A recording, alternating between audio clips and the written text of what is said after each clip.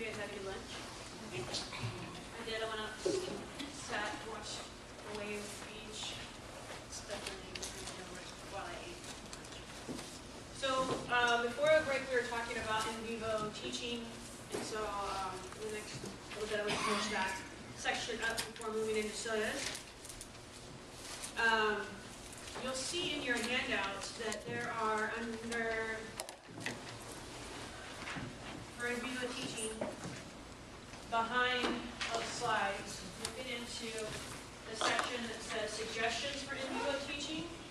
And so that's for your reference as you're working with youth. That's what that information is in there for.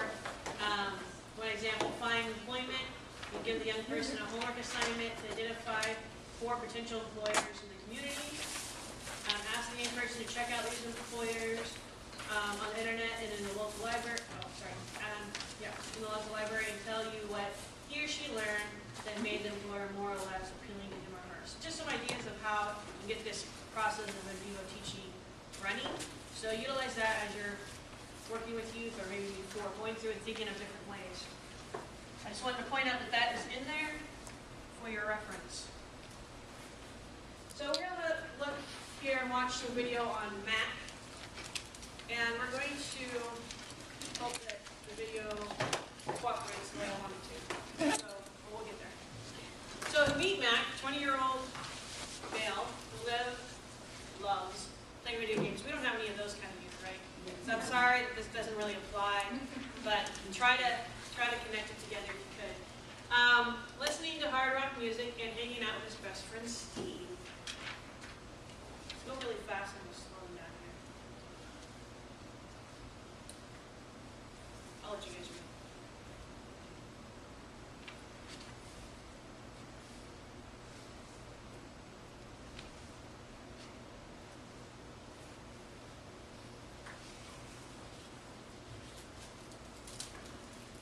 You guys see that one? Not very well. I was going to say you guys get really good eyes because I'm standing right beside it. It's hard. Matt currently lives in the garage of the home where his father and younger brother live. His father has stated that he can continue to reside in the garage as long as he has a job.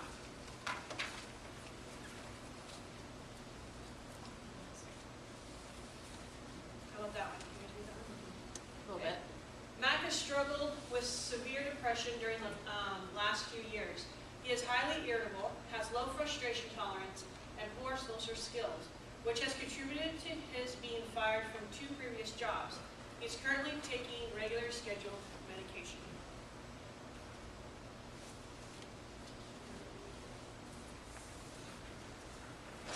This is hard to read too, I think. I have a question about Mac. His job at the yogurt shop, he's working with his friend, or his friend is in charge and he's working? Oh, he's working with his friend. They're co-workers, not a boss situation. Good clarification. So Marlo here has worked with Mac for the last, you can read that, 3 months. Thank you. It's like right in her ear there. Through a local mental health community service center for TAY, Transitional Age Youth. She has helped Mac to develop his own transition goals related to education and employment. She has spent much of her recent time working with Mac to help him obtain and keep the job at the yogurt shop. So here's our skills trainer. She looks tired. She does look a little worn out. It's an interesting picture of her desk. Okay, so before I get into what she did, let's use our thoughts. What are some, how can we utilize in vivo teaching to work with Mac? What are some of the ideas that we could do? Wait, what are the problems that we're supposed to be addressing? Good question. So basically the goal, his goal is to keep this job. Keep this job. And we talked about how he has low frustration tolerance. What's that? Yeah, the social skills part, and dealing with depression. I thought there was one more. And he's lost 2 jobs because of these things already. Is he open to somebody going to his work with him?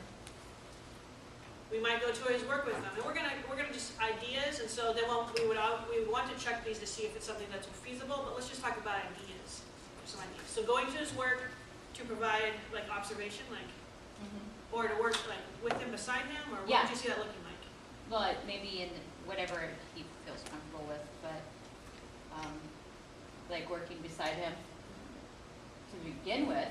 Yeah. Then maybe taking a step back, kind of observing, Yeah. providing feedback, as long as he's willing and open to that. Yeah, absolutely, absolutely.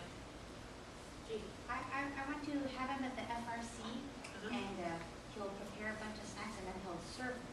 Prepare it. Yeah, Oh, that's a yeah. good idea. It's a simulated, we talked about the simulated situations, that would be a simulated situation. Come down the FRC, order about some snacks, and serve them to his peers, or maybe even some of us, right? What else? So we What else? can give him feedback. So we can give him feedback, and he can build those skills, social skills. What are some other ideas? Maybe like role playing a frustrated customer who doesn't have what they want, they feel that situation and how to properly deal with it. Yep. Maybe you could ask Mac if it's okay if you stop by his work and then give him feedback later. Yep. Stop by and be the customer. Absolutely. And then let them know how the interaction was. Yeah. What about like just going through little small topics? Since you guys for social skills, and if you're working in a yogurt shop, you have to do those small topics. Yep. You know. Yeah, absolutely, absolutely. Especially with the customers, but his peer relationships with the other coworkers. You know, I don't know if you've ever been in a job, maybe back when, first starting out in a job, and you're like, this isn't the same as hanging out, but kind of is, and where is that kind of awkward, especially some of our teenagers, like, how do I interact? Or they just interact inappropriately if they don't know how to do it. They start making maybe jokes or goofing off. And so how does that social interaction happen in a workplace? What's the proper way to do that? So let's look at a little bit